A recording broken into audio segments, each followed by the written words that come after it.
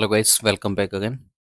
I hope all of you are doing well. इस video में हम कुछ इंपॉर्टेंट कंसेप्ट को लेकर डिस्कस करेंगे। साइकोलॉजी में जो आप 3-4 टर्म पढ़ते हो उनको लेकर डिस्कस करने वाला हूँ। सबसे पहले आप री इन्फोर्समेंट बहुत सुना होगा, पुष्टिकरण जिसे आप बोलते हैं। यहाँ पे किसी व्यवहार के बाद में ऐसा परिणाम देना जिससे उस व्यवहार की फ्रीक्वेंसी बढ़ जाए, उसे री इन्फोर्समेंट कहते हैं। जैसे मान लीजिए यहाँ पे ये जो चूहा देख रहे हो आप, ये लिवर को दबाता है और लिवर को दबाते ही इसे फूड री इन्फोर्सर की तरह मिल जाता है। तो इसे व्यवहार के बाद में सुखद परिणाम मिलने से इसका व्यवहार बार बार बढ़ेगा, बार बार लिवर को बढ़ाएगा और अच्छे से जोश से बढ़ाएगा, क्योंकि इसे पता है उसके बाद में फूड मिलने वाला है। तो इसे हम बोलते हैं पॉजिटिव री इन्फोर्समेंट, यानी कि सकारात्मक परिणाम जोड़ना। बच्चे ने अच्छा काम किया तो उसे शाबाश या फिर इनाम दे दिया गया, तो ये क्या है? धनात्मक पुष्टिकरण। अगर ऋणात्मक पुष्टिकरण या फिर नेगेटिव री इन्फोर्समेंट की बात करें तो किसी नकारात्मक स्थिति या फिर दर्द को हटाना। जैसे सीट बेल्ट लगाने पर बीप की आवाज बंद हो जाना। ठीक है, ये नेगेटिव री इन्फोर्समेंट है, यानी कि किसी नकारात्मक स्थिति को हटा देना। लेकिन सीट बेल्ट लगाने पर बीप की आवाज बंद हो जाती है, ठीक है? यहाँ पे नेगेटिव री इन्फोर्समेंट है। ओके, नेगेटिव री इन्फोर्समेंट। तो एक्सटेंशन जिसे आप बोलते हैं उन्मूलन या फिर लोप। यदि हर बार, जैसे मान लीजिए किसी सीखे हुए व्यवहार के बाद में री इन्फोर्समेंट देना बंद कर दिया जाए तो उस व्यवहार की आवृत्ति धीरे धीरे कम होकर समाप्त हो जाती है। उसे एक्सटेंशन कहते हैं, यानी कि लोप हो जाना, उन्मूलन हो जाना। जैसे मान लीजिए यहाँ पे एक चूहा है और इसे पहले यदि हर बार बेल बजाने पर इसे भोजन मिलता है, लेकिन बाद में आप इसे भोजन देना बंद कर दो, तो हो सकता है कुछ समय बाद इसे इसके सामने कितनी भी घंटी बजाओ, लेकिन वो वहाँ पे उसे पता है वो खाना नहीं आने वाला है, तो उससे कोई फर्क नहीं पड़ेगा। पहले वो आपके पास आ जाता था क्योंकि उसे खाना मिलने वाला था, लेकिन अब उसने भोजन मिलना बंद कर दिया है, तो वो अब उस उद्दीपक के प्रति कोई व्यवहार नहीं दिखाएगा। तो रीइंफोर्समेंट बंद हो गया, खाना बंद हो गया, तो उसका व्यवहार भी कम हो गया।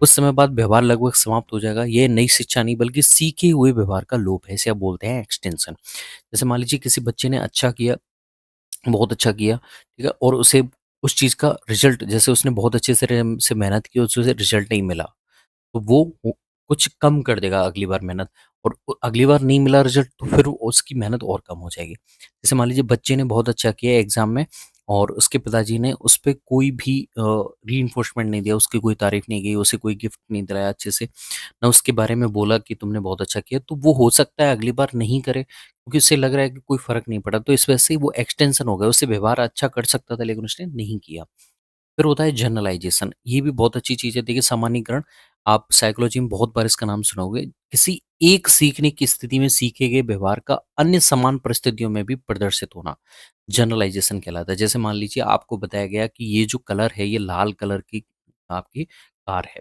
लेकिन आपने जैसे गुलाबी और नारंगी या फिर मैरून कलर की कार देखी तो भी आपको वो लाल जैसी ही दिख रही है। यानी कि व्यक्ति ने लाल रंग की कार देखकर रुकना सीखा था, लेकिन अब वो गुलाबी और नारंगी कार भी देखकर रुक जा रहा है। तो व्यवहार समान स्थितियों में भी दिखाई देता है, यानी कि समानता के आधार पे ये व्यवहार होता है। ये सीखने को व्यापक बनाता है, कभी-कभी ये लाभदायक या फिर हानिकारक भी हो सकता है। तो यहाँ पे आपने एक परिस्थिति में सीखा था कि लाल कार को देख के आप रुक जाओगे, लेकिन आपने लाल नहीं अलग कलर की लगभग मिलती-जुलती कार देखी, तो यहाँ पे आपको दूसरी परिस्थितियाँ मिली लेकिन आपने व्यवहार समान किया, यानी कि आप रुक गए। ये व्यवहार आपका क्या कहलाता है? जनरलाइज़ेशन कहलाता है। इसके जस्ट विपरीत एक और होता है डिस्क्रिमिनेशन, जिसे आप भेदकरण कहते हैं। जैसे मान लीजिए आपने लाल लाइट को देखकर रुकना सीखा है, ट्रैफिक लाइट जैसे लाल हो जाती है। तो आप हरी लाइट देखते हो तो आप रुकते नहीं हो, आप उससे चल चल जाते हो। तो यहाँ पे किसी एक विशेष उत्तेजना स्थिति में ही सीखे गए व्यवहार को प्रदर्शित करना और अन्य असमान उत्तेजनाओं में उस व्यवहार को न करना। ठीक है? जैसे आपने रेड लाइट देखी तो आप रुक गए और आपको ये ग्रीन लाइट देखी तो आप नहीं रुके। तो यहाँ पे यह सामान्यीकरण के विपरीत है। इसमें सूक्ष्म जो भेद होता है, उसमें कलर का जो छोटा सा भेद है वो आप समझ सकते हो। यह सही निर्णय और अनुकूल व्यवहार में मदद करता है।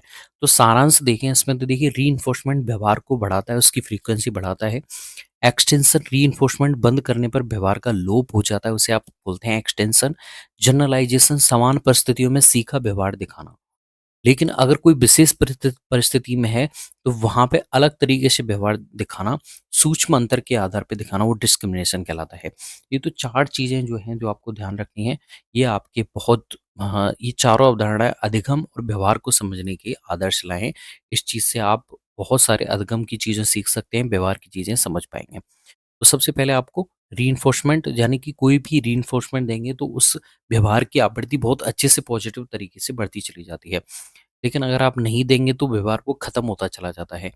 जनरलाइजेशन यानी कि एक सामान्य परिस्थिति में आप जो व्यवहार करते हो वो अलग परिस्थितियों में भी करने लग जाएँ, वो जनरलाइजेशन है। लेकिन आप अलग परिस्थिति में अलग व्यवहार करें तो वो आपके भेद करना या फिर डिस्क्रिमिनेशन कहलाता है। आई होप गाइस आपको ये चारों चीज़ें समझ में आई होंगी। अगले टॉपिक में किसी दूसरे टॉपिक को लेके डिस्कस करेंगे। धन्यवाद।